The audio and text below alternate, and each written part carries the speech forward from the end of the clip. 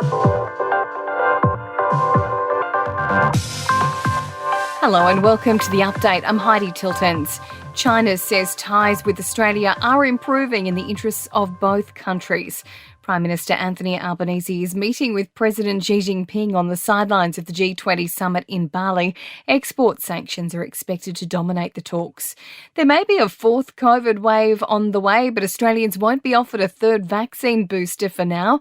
For those who haven't yet had a second booster, Pfizer's new vaccine, which targets the Omicron strain, has been approved by Vaccine Advisory Group ATAGI.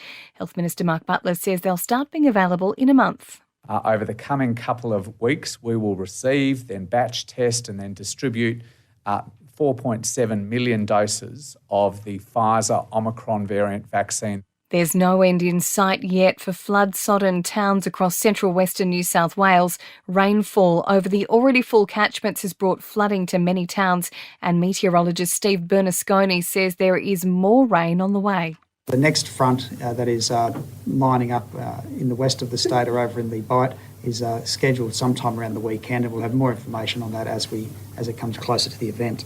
It's been revealed almost 1,000 Medibank staff members have also been caught up in the massive cyber attack. The health insurer has confirmed names, email addresses, mobile numbers and work device information has all been posted on the dark web.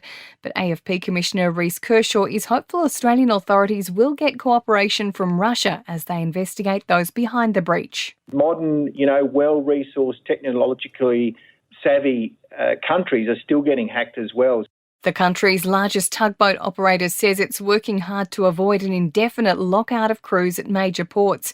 Svitzer plans to shut out almost 600 employees across 17 ports from Friday over stalled pay talks, potentially causing supply chain chaos in the lead up to Christmas. And an alarming new study has found 9 in 10 adults have used social media to commit cyberbullying. The research found those who are educated and married are most likely to engage in toxic online behaviour, regardless of their gender. In sport, the Socceroos will ramp up preparations for the World Cup now all players are in camp in Doha.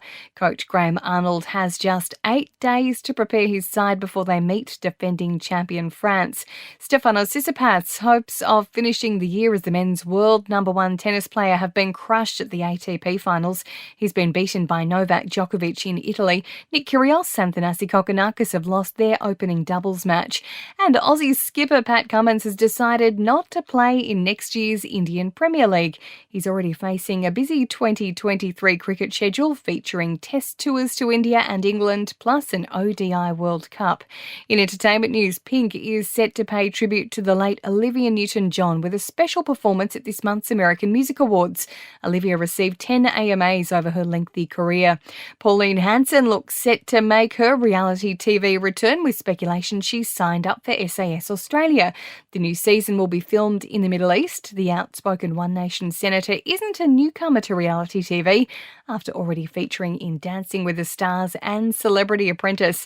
And former Tonight Show host Jay Leno says he'll need a couple of weeks to get back on his feet after being burned in a car fire. The avid car collector was working on one of his vehicles in his garage when it burst into flames. And that's the latest from the Nova Podcast News team, but we'll see you tomorrow morning for another episode of The Update.